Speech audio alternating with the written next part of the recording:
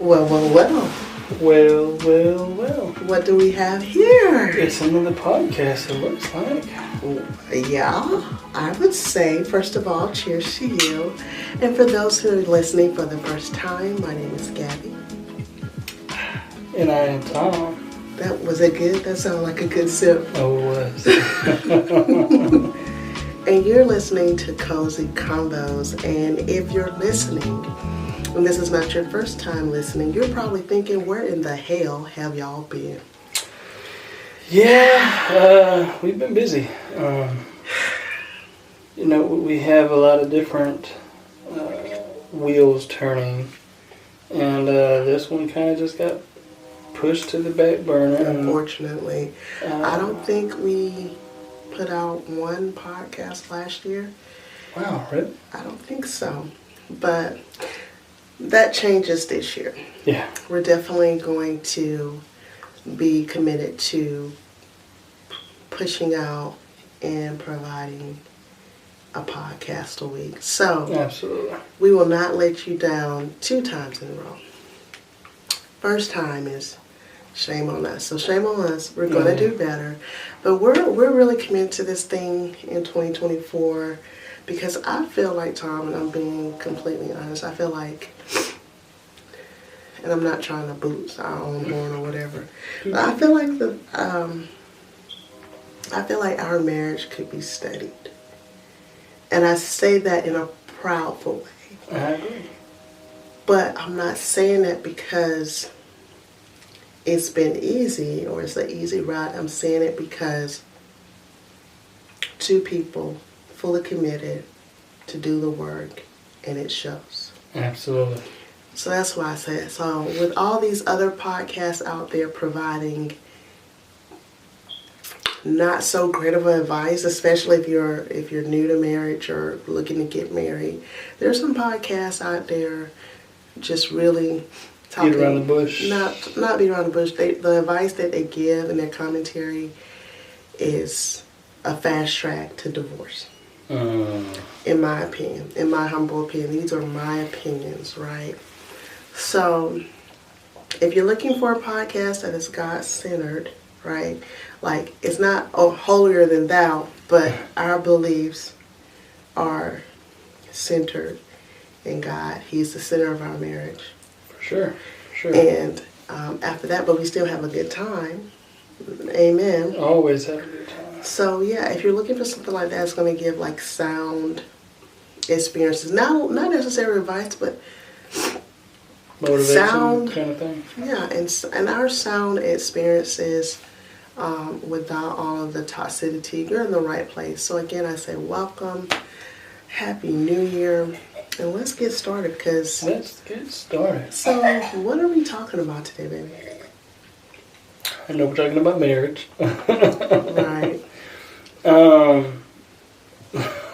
We literally just had this conversation. So, he has his little pointers or whatever, but we're going to unveil the covers today. We're going to get a little deep today, and we're going to talk about some of the untold truths about marriage that we have found to be the case. Absolutely. The things that you really never hear about. This is definitely for the newcomers, the people who are just getting married and have this high almighty expectation of, oh, we're married, so this is what I'm going to expect. And then when the flip side happens, people want to just be so quick to throw in the towel. And well, we're here to tell you, be prepared, because those things will happen. And you don't need to throw in the towel. Just know that's normal. Right. So, yeah.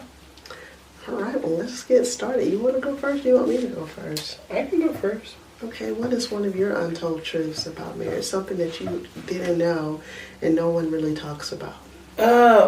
My first one I have, when you first get married, the best thing that we all love is sex. Yeah, okay? That was the and reason I got married, I'm not going to lie. Yes, if you're getting married early, young, you're going to have a lot of it. As the years go, it kind of dwindles down. So, one cover that I have, as marriage ages, as you age, as you change, as your body changes, and y'all change together, sex is not everything. It's not. Being a team and being committed to the other is everything.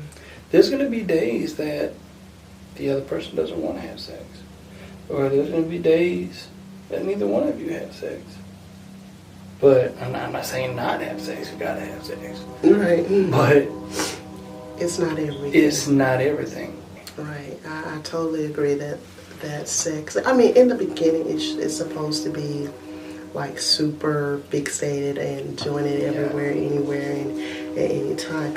And but as you said, over the years that kind of fluctuates. It goes up and down. It goes up and down. Let me tell you something. Now, we got married at 22, and I can say, speaking from a place of honesty, that these 30s, like, has nothing on those 22 as far as the, I won't say the drive has increased, right? But the intensity, the intensity, and with age or with the years come wisdom. So you know what to do, you know what you like, you know what he likes. Right. That plays so it becomes more. Quantity is not as important as the quality, and if it's quality, you don't need it as much. I feel like that's as long.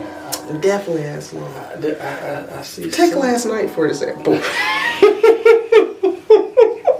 Are we really going to talk about that? No complaints here. No TMI. We're not going to go down that rabbit hole, but we're speaking from a place. Experience, right? I mean, I'm just going to let this be my last talking point on that bullet.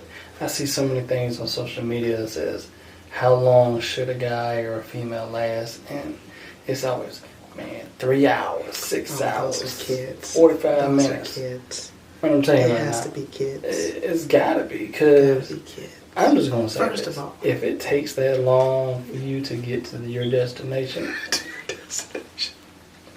y'all doing something wrong. Completely not flying on a plane, not driving in the car. Right. It's sex.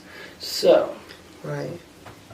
Let's not get. That'll be another topic. That's why I said that's gonna be my last. That in itself could be a whole nother topic, in itself. And if y'all want to hear more about how we feel about the frequency or more details about that, hey, let us know, and we definitely won't shy away from it. But it's interesting that you mentioned that as your first point, because one of my untold truths about marriage is that intimacy extends beyond the bedroom. Amen. It doesn't begin there, and I think that's where a lot of I hate to say it, but I think that's where a lot of men mess up in the department with their wives or girlfriends or whatever, is that you could go the whole day without being affectionate or without, showing any type of love, any type of affection, but at night you expect her to just turn on.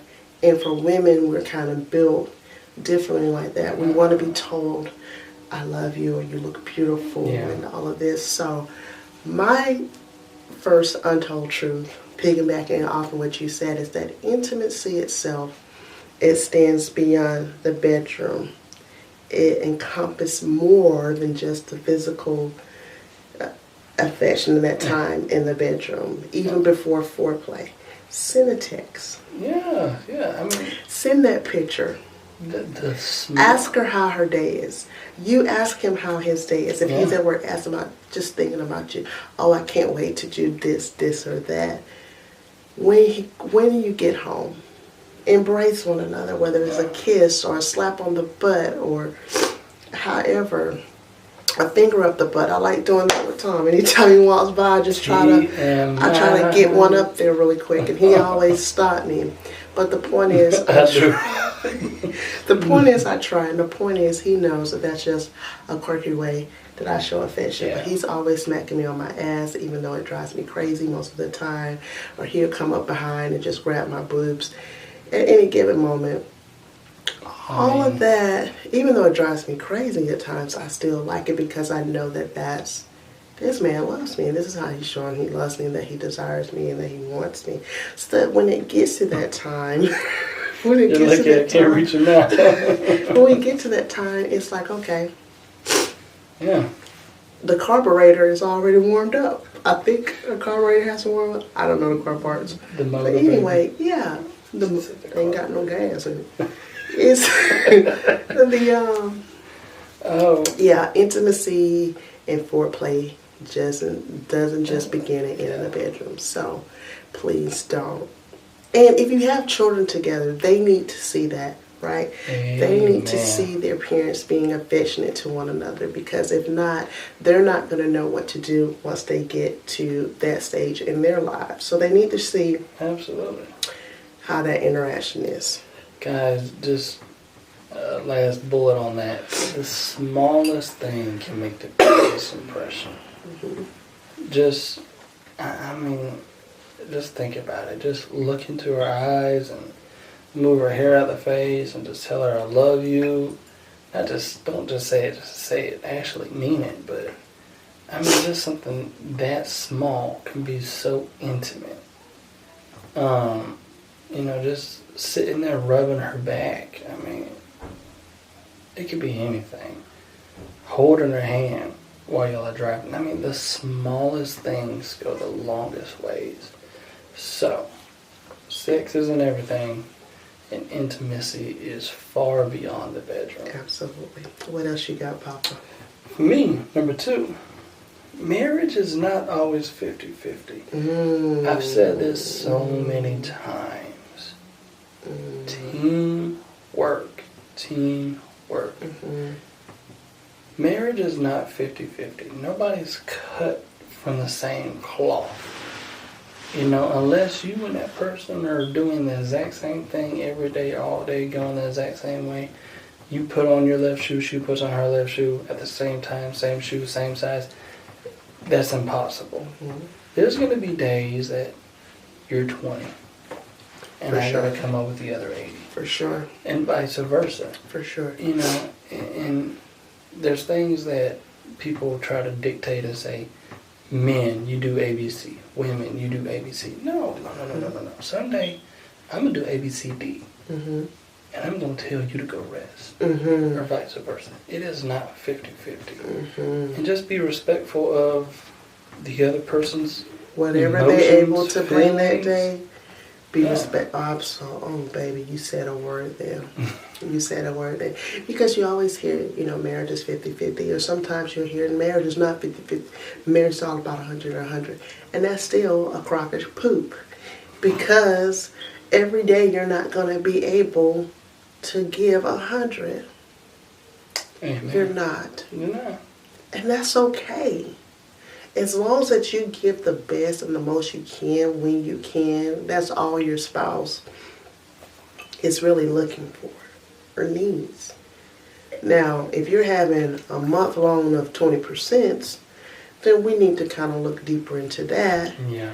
But a day or two here and there of 20 or 30, and whatever the case may be, it's okay. And that's where that's good, baby. That's where give me some.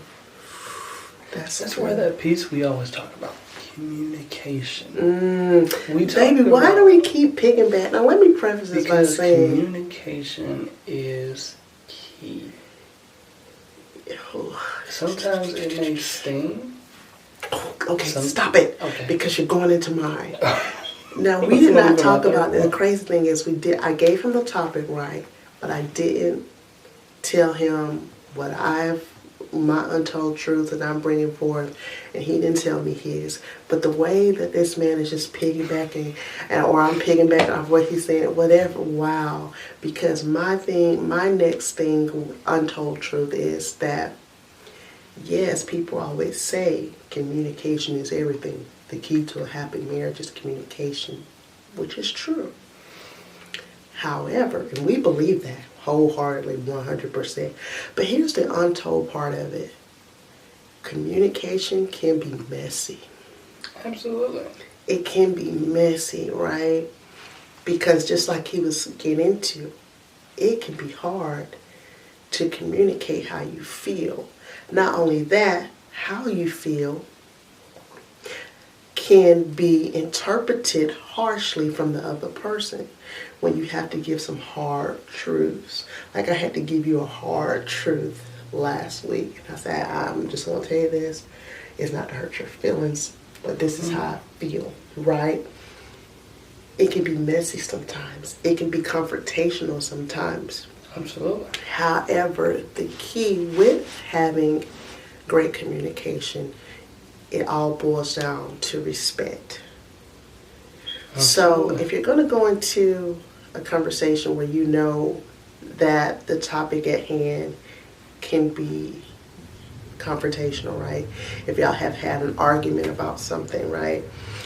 And now you want to get some type of resolve, go into it with some boundaries, with some rules. Oh, yeah. And what I like to do is when I'm feeling some type of way about you, right? And I'm not perfect. Right. I'm just telling you I'm just telling what I do. Yeah. If I'm having some type of feeling, I haven't been feeling you, we've had a disagreement, or we try not to argue, we really do, especially around the kids. But if I feel some type of way, well, let's say argument, let's say disagreement. But because there's a such thing as arguments though, so we have to keep it 100% real. So there is a thing of arguments, even though that's not what we do, right? There's some people that do argue, right? I say we don't argue because we don't raise our voice, we don't cuss each other out, there's no slamming, there's no this and that and the third. But again, that's a whole nother podcast, right? yeah. But I'm not trying to lose my train of thought. What I'll do is my peace offering, right? The thing that I do to start a conversation of peace is cooking something. Whether it's a dessert, whether it's a steak and potatoes or whatever. You want to watch a movie? Ask him, you want to watch a movie? I know he likes to watch movies. You want to watch a movie tonight? Okay. I know he's always down to watch a movie. So before that movie plays, or after we get our popcorn, can we talk for a second about such and such? And I want you to hear me out before responding, and then you can respond. When you come into it with ground rules that we're not going to raise our voice, we're not going to do this, we're not going to do that, I'm going to hear you, you're going to hear me, it leaves less room for it to escalate to that point. Absolutely. So, communication is key, but effective communication is like the grand key of all key. But even with that, know that it can still be messy. Oh, yeah.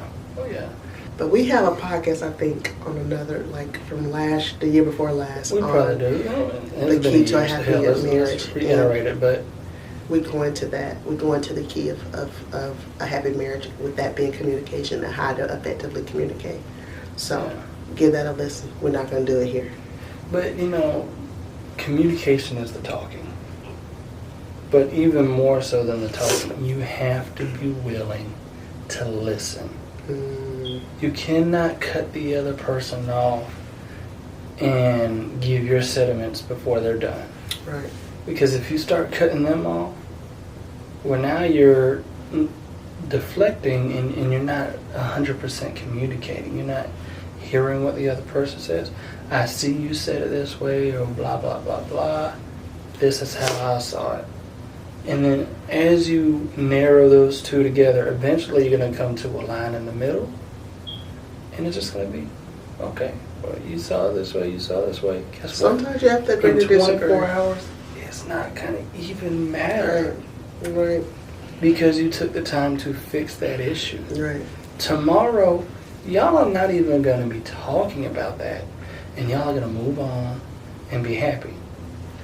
All right, baby. So you were on your point 3. Yes, I was on point 3. Disagreeing is going to happen, but you gotta find a common ground to move on. It's kind of piggybacking off of what we were just talking about. Mm-hmm. You're gonna have issues. That's inevitable. I don't care who you are, how long you've been together.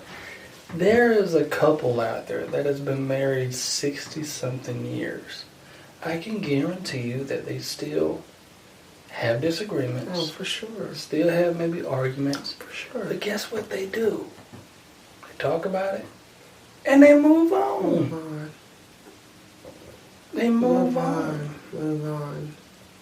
It's not going to matter in 24 or 48 hours. Yeah, and I feel like that's definitely an untold truth about marriage, because a lot of time people feel like marriage, once you get married, is the end all be all, and you live happily ever after, and it's like a fairy tale. No, sweetheart. No, my boy. No. That's when the real work happens. Right. The thing I always tell people, like, when anytime somebody reach out via DM or whatever the case may be, what they're, wanting my take on whatever situation they have, I'll be quick to let them know. Marriage is work. It shouldn't be hard, tedious work, but it should definitely be a work of love, right? Yeah. So when they come to me and let me know, well, he's not doing that. It's typically, our audience is majority women, or he's not doing this or he's not doing that. Okay, but what have you done? What are you doing? Before we can get to what he's doing and what he's not doing, what work have you done to communicate this to him? Have you told him? Well, he never listens, but have you tried? And 9 times out of 10, it's a situation where they're keeping it up here and in here because they feel automatically that their spouse is not going to be receptive of it. And sometimes they do tell them, but it's not always what you say, it's how you say it. Right. How are you presenting your woes or your issues that you're having with them? So, absolutely, that's a great point. That goes on to say how you say, you don't come pointing the finger, yelling, screaming. We'll sit down and we'll have our little powwow. Hey, can I just let you know, this thing has been bothering me. Mm-hmm. And this leads into my next one too. It does. It's all about how you say it. And yeah. Like I say, you have to be willing to be open and communicate it. And the other end, you have to be willing, because I'm speaking to men and female right now, you have to be willing to hear. And not only just hear and say, okay, well, I'll do better. No. Take a second and put yourself in her shoes. How would you feel? And then you tell her, and then she just says, okay, well, I'll just do better. Right. And then next week it's the same thing.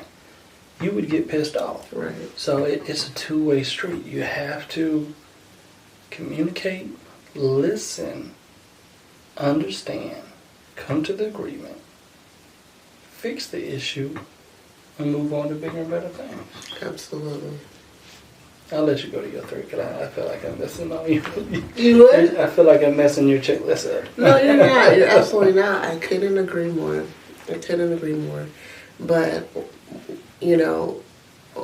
while we're on the topic of like disagreements, and it leads me to my next one, and this is another untold truth. No one ever talks about that there will be seasons of disconnect. Oh, yeah. You're not going to always like your spouse. It's going to be seasons where you feel on two opposite ends of everything, right? Now, I remember the first time we went through a season of disconnect, I was like, wait a minute. Who is this person? Usually the seasons of disconnect, or at least what I've come to realize as it relates to our marriage, it comes when one or the other are going through changes, like personal growth or personal changes that deviates from what you're used to, what the other person is used to.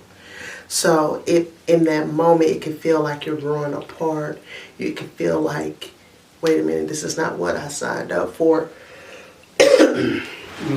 Or whatever the case may be. But you have to realize it's just a season. And that means that, if you're a gardener, right, and it's now in the spring, you got beautiful sunshine, you know what I'm saying? The soil is perfect for planting your seeds, and they start to sprout and grow, and you're seeing your harvest in the summer, and everything is lovely. But when the temperature starts to drop, right? If you're a farmer, the temperature, or a gardener, the temperature starts to drop, and it affects your crop. That don't mean that you can't continue to grow and be a gardener or be a farmer. It means you have to change your crop. It means you have to change the way you handle the soil. Yeah. You have to make some changes, but you have to do it together. Until that season. You took the words out of my mouth on that one. Because I was just about to say that. You have to do it together, right? So don't let one season of just hardness, whether it could be, the worst thing I can think of that can happen to a marriage, in my opinion, is infidelity. Don't try me like that, for real, though. Don't ever try me don't ever test my strength like that. Don't ever put me through a testing season like that. But it's not worth I can imagine that is a hard season to go through it.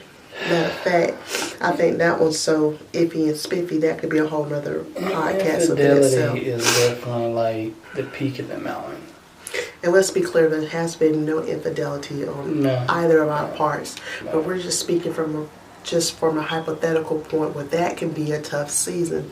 Now, whether or not you should move forward and wait for the next season is a whole nother conversation. Yeah, that's... maybe I shouldn't even bring up that example because that's a tough one. That's a tough one. I'll say... could a marriage keep going with infidelity? I don't know. We've never had to experience that, but... It's hard to say what you would and won't do when you haven't been in the situation. Yeah. And I think when you're married, a lot of factors go into play with that, right? Again, that's a whole nother conversation I don't really want to dive into today because it's long. We can talk about that for an hour straight. But yeah, there will be hard moments, right? There'll be moments where and when I say moments, I'm not just talking about like, okay, there's been a few moments. I'm talking about days. I'm talking about weeks. I'm talking about months. It could be months that you just really can't stand this person. I remember when I heard Michelle Obama, she said there was 10 years of her marriage to Barack. I mean, from the outside looking in, everything looks beautiful, but there was 10 years being with him that were their season of disconnect. Yeah. Well, she really did not like him. She loved him always, but there was a whole decade of a period where she could not stand him. Again, that's a whole nother topic of itself. Now, I don't know if I can withhold a decade of bad crops. Yeah. But what the message is, wait it out. But don't wait it out and just like, I hope this get better. You gotta implement do the work. Communication. And I feel like what I learned personally on when I had my period of, I guess you could say, changing and or whatever the case may be, and it was causing some riffraff. After that, I realized that it's so much better to change with you. it is so much more rewarding to be on a journey together. Right. And not to try to do it on your own. You know? Dude, we've talked about a lot, haven't we, Papa Bear? We have, Mama Bear. But it's been good. So, yeah, just know that we've walked the walk, we talked the talk. And, yeah. I love you, Mama. I love you too, Papa. Let's go to bed. Let's go to bed. It's late here where we are. So, anyway, we want to thank you so much for tuning in and listening. And until the next podcast, stay cozy, my loves. Peace.